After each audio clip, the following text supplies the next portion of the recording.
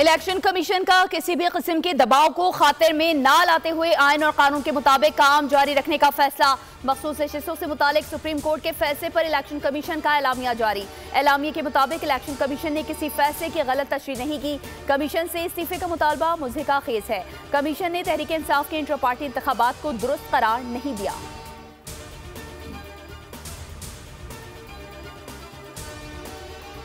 Ad hoc जजेस की तैनाती का मामला। जुडिशल कमीशन का अहम इजलास शुरू। जस्टिस मजहर आलम मियां खेल ने भी एडहॉक जज बनने से माजरत कर ली।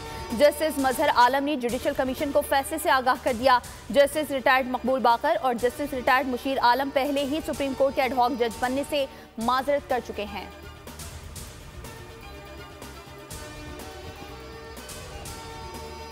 टीएलपी और हुकूमत के मुज़ाकरात कामयाब। हुकूमत का 31 जुलाई से पहले 1000 टन इमदादी अशिया गजा भेजने का ऐलान। तहरीक लब्बैक के रहनुमाओं के हमरा राना सनाउल्लाह की मुश्तरका प्रेस कॉन्फ्रेंस। कहा, टीएलपी से मुज़ाकरात में कुछ चीज़ें बेहतर अंदाज में तय हुई। फ़लस्तीन के मुसलमानों के लिए हुकूमत अपनी काविशें जारी रखेगी। आलमी बरादरी नेतन्याहू को इंसाफ के कटहरे में लाए।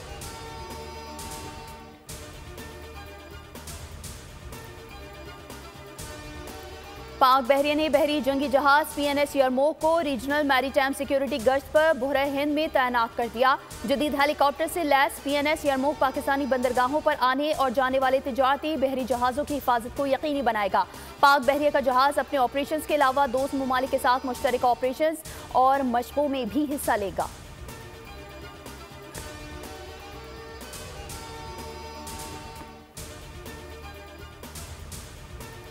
और कराची के मुख्तलिफ इलाकों में हल्की और तेज बारिश। गर्मी से सताए शहरियों के चेहरे खिल उठे।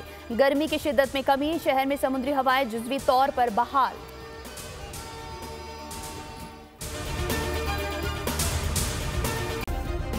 सब्सक्राइब करें और बेल दबाएं ताकि कोई खबर रह न जाए।